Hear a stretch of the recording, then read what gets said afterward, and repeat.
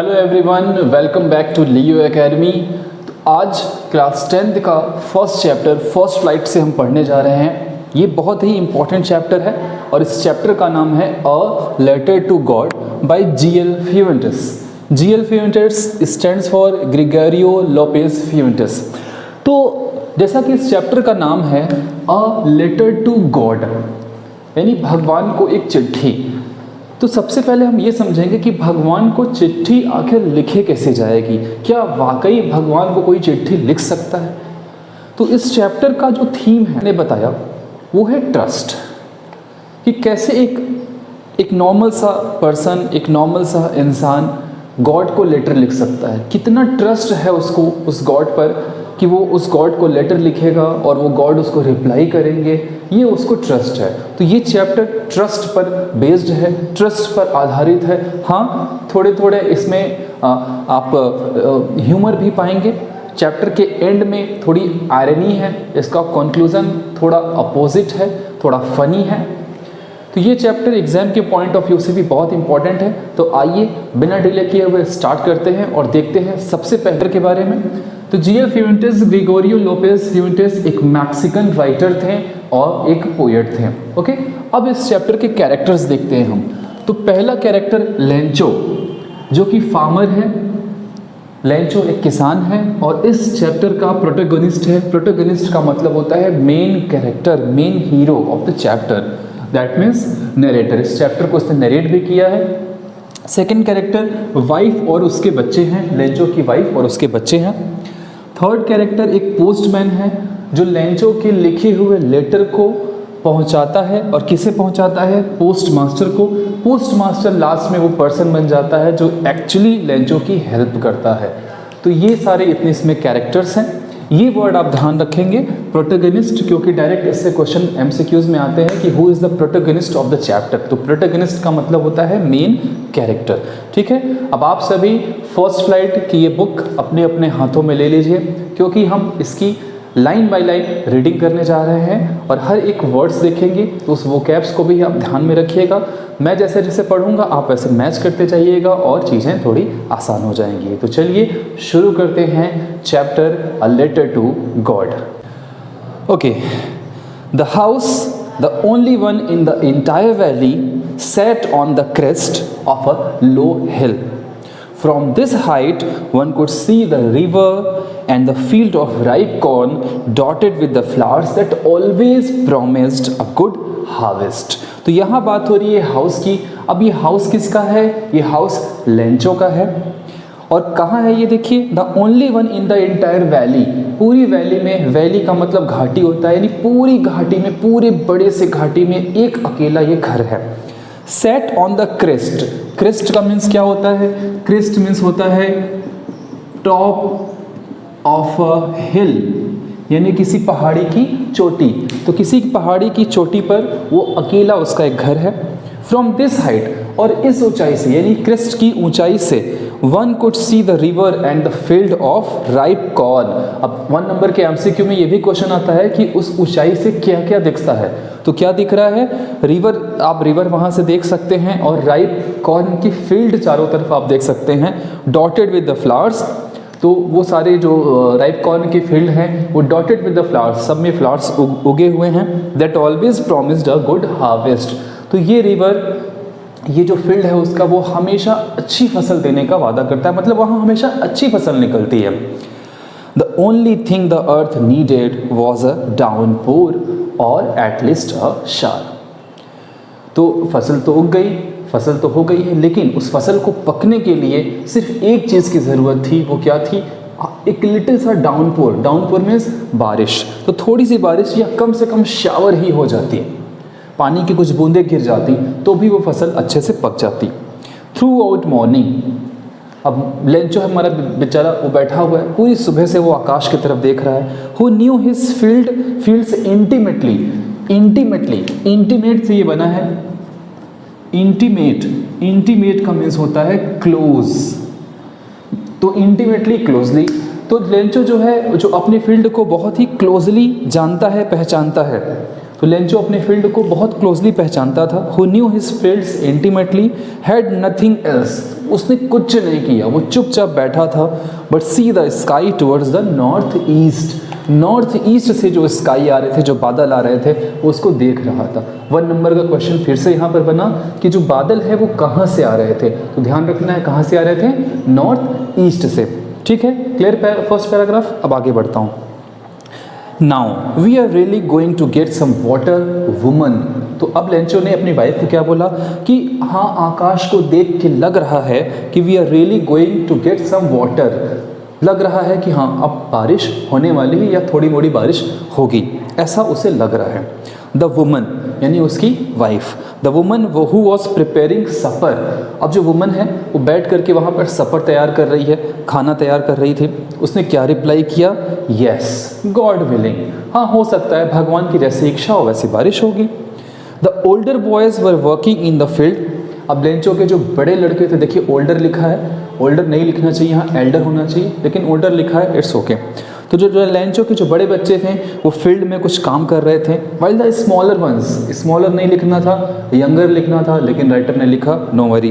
तो जो उसके छोटे बच्चे थे वो प्लेइंग नियर, तो वहीं कहीं आसपास खेल रहे थे। अनटिल द वुमन कॉल्ड, और तभी क्या हुआ, उसकी वुमन ने यानी कि उसकी वाइफ ने बच्चों को बुलाया। Call to them come for dinner, क्या कहा, चलो भाई सब लोग आ जाओ भाई, डिनर करने के लिए आ जाओ। ऊपर सपर यूज़ किया, नीचे डिनर यूज़ किया, तो both are synonymous to each other. बुलाया कि सब बच्चों को आ जाओ भाई खाना खा लो। It was during the meal, और खाना खाते वक्त, that just as Lencho had predicted, तो जैसा लेंचो ने प्रेडिक्ट किया था, प्रेडिक्ट का मतलब होता है भविष्यवाणी करना, तो जैसा लेंचो ने प्रेडिक्ट किया था, big drops of rain begin to fall, बड़ी बड़ी बारिश की बूंदें गिरनी शुरू हुई। इन द नॉर्थ ईस्ट, और लेंचो ने कहा भी था कि नॉर्थ ईस्ट से स्काईज यानी कि बादल आ रहे हैं, तो इन the north east huge mountains of clouds could be seen approaching. और लेंचो तो बड़ा खुश हो गया भाई इस वक्त कि नॉर्थ ईस्ट से ह्यूज क्लाउड ऑफ माउंटेन्स, बड़े बड़े बादल दिखाई दे रहे हैं। और कैसे दिखाई दे रहे हैं, आते हुए दिखाई दे रहे थे। Could be seen approaching. The air was fresh, ठंडी ठंडी हवा चल रही है, बारिश होने वाली है, तो the air was fresh and sweet, और ठंडी थी, मीठी थी। The man went out, the man went out, who is the man here, yes Lencho. The man went out for no other reason, अब लेंचो जो है वो बाहर गया, कोई रीज़न नहीं है, सिर्फ क्या करने गया, then to have the pleasure of feeling of the rain on his body, सिर्फ जो बारिश गिरने वाली है उसका फीलिंग, उसका प्लेजर लेने के लिए वो लेंचो घर से बाहर निकला। अब देखिए कहानी आगे कहाँ पहुँचती है। एंड वेन ही रिटर्न्ड, और जब वो बारिश को एंजॉय करके घर में वापस आया, ही एक्सक्लेम्ड, उसने अपनी वाइफ से कहा, these are not rain drops falling from the sky. अब यहाँ आप ध्यान से समझिएगा, यहाँ 1 नंबर का MCQ तो MCQ है, 2 नंबर्स के या 3 नंबर्स के शॉर्ट क्वेश्चंस भी आते हैं। तो these are not rain drops falling from the sky. अब अकॉर्डिंग टू लेंचो जो बारिश हो रही, जो बड़े बड़े बूंदें गिर रही हैं, वो सिर्फ लेंचो के लिए रेन ड्रॉप्स नहीं हैं, they are new coins. Lencho ने बारिश की बूंदों को कॉइन्स कहा। क्यों कहा, अभी आगे देखते हैं। The big drops are 10 cent pieces, जो बड़ी बड़ी बूंदें गिरी वो 10 सेंट पाइसेस की थी। And the little ones are 5, और जो छोटी छोटी बूंदें गिरी वो 5 की थी। तो लेंचो ने बारिश की बूंदों को सिल्वर कॉइन्स कहा, 10 सेंट्स, 5 सेंट्स कहा। तो इसके पीछे बड़ा लॉजिक है। लॉजिक ये है, 2 लॉजिक आप यहाँ पर कह सकते हैं। बारिश की बूंदें गिरी, बारिश की बूंदों से फसल पकेगी तो लेंचो उसकी हार्वेस्टिंग करेंगे और जाकर उसको मार्केट में सेल करेंगे, तो पैसे आएंगे और लेंचो की फैमिली चल सकेगी। तो एक ये भी पॉइंट ऑफ व्यू लेंचो का हो सकता है कि उसने कॉइन्स कहे हों। और सेकंड थिंग, बड़ी बूंदों का जो शेप है वो बड़े कॉइन्स के जैसा है, तो एक ये भी रीज़न हो सकता है कि लेंचो ने उनको कॉइन्स कहा है। Okay, is that okay? आगे बढ़ा जाए, चलिए अब आगे आप देखते रहिए बुक में। विथ सेटिस्फाइड एक्सप्रेशन, अब लेंचो सेटिस्फाइड है कि चलो भाई कम से कम अब थोड़ी बारिश तो आएगी। सेटिस्फैक्शन बहुत ज़रूरी है। Unless you satisfy your self you can't do anything. आप जो भी काम कर रहे हैं उसमें सेटिस्फैक्शन ज़रूरी है। अब हो सकता है कि आपने कुछ ऐसा काम चूज़ कर लिया हो जो आप कर तो रहे हैं but you are not satisfied, आप उसको दिल से नहीं चाह रहे हैं। तो ऐसा ही काम करिए, ऐसा ही काम चूज़ करिए जिसमें आपको सेटिस्फैक्शन मिल सके, जिसमें आप संतुष्ट हों। वो काम जिसे करने में आपको मज़ा आ रहा हो वही काम आप चूज़ करिए, क्योंकि सेटिस्फैक्शन लाइफ में बहुत ज़्यादा ज़रूरी है। इस बात को ध्यान रखिएगा। तो विथ अ सेटिस्फाइड एक्सप्रेशन, अब लेंचो खुश है, सेटिस्फाइड है। ही regarded the field of ripe corn with his flowers, तो अपने वो फील्ड को देख रहा है, राइप कॉर्न की फील्ड को दिख रहा है जिसमें फ्लावर्स लगे हुए हैं। Draped in a curtain of rain, क्या देख रहा है कि वो रेन के कर्टन में पूरा ड्रैप ढके हुए हैं, बारिश का कर्टन लगा हुआ है पूरी तरीके से। तो बारिश का कर्टन कभी पॉसिबल नहीं है कि हो सके, तो यहाँ फिगर ऑफ स्पीच भी आप ध्यान में रखिएगा, हाइपरबोल फिगर ऑफ स्पीच का यूज़ किया गया। तो draped in a curtain of rain, लेकिन लेकिन लेकिन लेकिन लेंचो की ये खुशी बहुत ज़्यादा देर तक नहीं रही। जब भी कुछ अच्छा होता है तो ध्यान रखना है कुछ ना कुछ उसके बाद अपोजिट होने वाला है, कुछ ना कुछ बुरा होने वाला है। तो hope for the best and be prepare for the worst. खुशी में आने वाली समस्या को भूल नहीं जाना है, उसे याद रखना है कि अगर कुछ बढ़िया हो रहा है तो उसके बाद कुछ ना कुछ प्रॉब्लम आएगी, तो उसके लिए तैयार रहना है। और फॉर्मूला याद रखना है, hope for the best and be prepare for the worst. तो क्या होता है, suddenly a strong wind begin to blow along with the rain. तभी क्या हुआ, जो बारिश गिर रही थी उसके साथ तेज़ हवा चलने लगी और बारिश आने लगी। With very large hail stones begin to fall. Hail stones बोलते हैं ओला को, बर्फ़ के बड़े बड़े गोले गिरने लगे। And these truly did resemble new coins. अब एक वर्ड देखिए यहाँ क्या लिखा हुआ है, लिखा है रिजेंबल। रिजेंबल मीन्स होता है मिलता जुलता, यानी कॉपी आप कह सकते हैं, या आप इसे डुप्लीकेट कह सकते हैं। अब ये जो बड़े बड़े हेल स्टोन्स कितने लगे, ये कैसे रिजेंबल कर रहे हैं, ये रिजेंबल कर रहे हैं सिल्वर कॉइन्स के जैसे, बड़ी बड़ी, क्योंकि जो गोले गिर रहे हैं वाइट कलर के हैं तो वो सिल्वर इस कॉइन्स के जैसे लग रहे हैं। The boys exposing themselves to the rain. अब वो बच्चे, लेंचो के वो बच्चे जो बारिश में बाहर घूम रहे थे, इंजॉय कर रहे थे, रैन आउट, तुरंत वो दौड़ पड़े क्या करने, कलेक्ट द फ्रोजन पर्ल्स। जो सिल्वर कॉइन्स हैं, silver coins is what, hail stones. जो हेल स्टोन्स है उसको इकट्ठा करने चले गए। बारिश, कभी बर्फ़ गिरती है हमारे शहर में भी तो हम उसे इकट्ठा करने की कोशिश करते हैं, इकट्ठे कर भी लेते हैं। ठीक है, अब आज के लिए ये लास्ट पैराग्राफ देखते हैं। It is really getting bad now exclaimed the man. बच्चे तो खुश हैं लेकिन ये आदमी जान रहा है कि इसका क्या बैड इम्पैक्ट पड़ेगा उसके फील्ड पर, उसके खेतों पर। अब क्या कहता है वो, it's really getting bad now, अब बहुत बुरा होने वाला है, बहुत बेकार हो रहा है। I hope it passes quickly. अब वो आशा कर रहा है कि जल्दी से ये सारी चीज़ें ख़त्म हो जाए, जो हेल स्टोन्स हैं, जो तेज़ हवाएं चल रही हैं वो ख़त्म हो जाए। लेकिन it did not pass quickly, वो गया नहीं, वो जल्दी ख़त्म नहीं हुआ। फॉर एन आवर, 1 घंटे तक, the hell rained on the house, जो ओला है वो पूरे घर में, पूरे उसके घर में, द गार्डन में, हिल साइड में, कॉर्नफील्ड में, ऑन द होल वैली गिरता रहा। 1 घंटे तक लगातार बर्फ़ गिरा। अब आप सोचिए 1 घंटे तक लगातार अगर बर्फ़ गिर जाए या बहुत तेज़ की बारिश हो जाए तो खेतों का क्या होगा, खेत पूरी तरह से डिस्ट्रॉय हो जाएंगे। The field was white as if covered with salt. पूरा का पूरा फील्ड वाइट हो गया जैसे कि वो सॉल्ट से ढका हो, as if it is covered by salt. Not a leaf remained on the trees. Trees पर पत्ते नहीं बचे। The corn was totally destroyed. अब लेंचो जो होप कर रहा था कि उसके कॉर्न के फील्ड में थोड़ी बारिश हो जाएगी तो उसके कॉर्न पक जाएंगे, वो कॉर्न के फील्ड पूरी तरह से ख़त्म हो गए। अब एक फार्मर है, थोड़ा आप सोचिए इस पर, एक फार्मर है जो इतनी कड़ी मेहनत करके अपने खेतों को उपजाऊ करता है, फसल उगाता है, दिन और रात मेहनत करता है उस पर। थोड़ी सी बारिश ने उसके पूरे के पूरे खेत तबाह कर दिए, डिस्ट्रॉय कर दिए, डिस्ट्रक्ट कर दिए। अब उसके दिल पे क्या बीतेगी, उसके माइंड में क्या चल रहा होगा। The corn was totally destroyed, the flowers were gone from the plants, Lencho's soul was filled with sadness. बेचारा दुखी हो गया, परेशान है। When the storm had passed, अब जब ये तूफान चला गया, he stood in the middle of the field and said to his sons। अब एक फार्मर जिसके ऊपर कुछ उस बच्चों की जिम्मेदारी है, उसकी वाइफ की जिम्मेदारी है, घर चलाना है, और उसकी जो इनकम का ज़रिया है वो सिर्फ़ और सिर्फ फार्मिंग है, हार्वेस्टिंग है।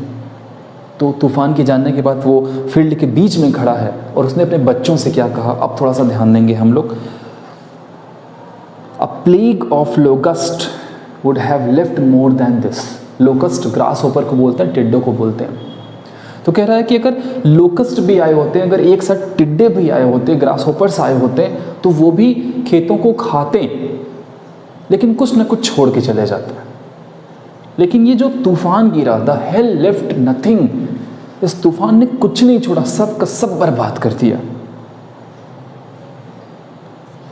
This year we will have no corn. उसने साफ साफ बच्चों से बोल दिया कि इस साल फसल नहीं होगी, कॉर्न नहीं मिलेगी, गेहूं नहीं हो पाएगा। That night was a sorrowful one. वो रात बहुत दुख भरी रात थी, किसी के लिए भी हो सकती है। फिर क्या कहता है, all our work for nothing. इतना सारा काम किया, इतनी मेहनत की, कुछ नहीं मिला। There is no one who can help us. अब उसके मन में ये बात बैठ गई है, अब क्योंकि उस पूरी वैली में अकेला उसका घर है, तो कह रहा है no one who can help us. अब तो कोई नहीं है जो हमारी मदद करे, कोई भी नहीं। ऐसे कंडीशन में कौन किसकी मदद करेगा, कोई नहीं है जो उसकी मदद करे। And we will all go hungry this year. और कहता है कि इस साल हम लोग भूखे रहेंगे, पूरे साल भूखे रहेंगे। भूखे रहने का उसका मतलब कि खाने को कम मिलेगा, या कभी मिलेगा या कभी नहीं मिलेगा। That means the life is going to be very hectic, very suffering for Lencho and his family. तो यहाँ तक की कहानी में आपने लेंचो की कंडीशन देखी, किस तरह से लेंचो का जो फील्ड है वो डिस्ट्रॉय हुआ, कैसे हिल स्टोन्स ने उसके पूरे के पूरे खेतों को तबाह कर दिया। कुछ वर्ड्स आपने देखे, 1 नंबर के कुछ क्वेश्चन देखें। अब नेक्स्ट क्लास में हम इसके आगे की स्टोरी पढ़ेंगे कि जब लेंचो ने ये कहा कि अब कोई नहीं है जो उसकी मदद करे, तो आखिर कौन आएगा उसकी हेल्प करने के लिए, या उसके खेत दोबारा से क्या कल्टीवेट हो पाएंगे, क्या लेंचो अपनी फैमिली को चला पाएगा, ये हम लोग पार्ट 2 में देखेंगे। तो यहाँ तक की क्लास आप फॉरवर्ड रिवाइंड करके पढ़ लीजिए, समझ लीजिए। और कोई अगर प्रॉब्लम किसी भी वर्ड में आए तो आप मुझे टेक्स्ट कर सकते हैं, कमेंट बॉक्स में आप कमेंट करिए। और ये छोटा सा वीडियो जिन आपके दोस्तों ने इसको नहीं पढ़ा है, इस चैप्टर को, उन्हें फॉरवर्ड कर दीजिए। ठीक है, तो मिलता हूँ नेक्स्ट क्लास में जल्दी ही। तब तक के लिए जय हिंद, जय भारत।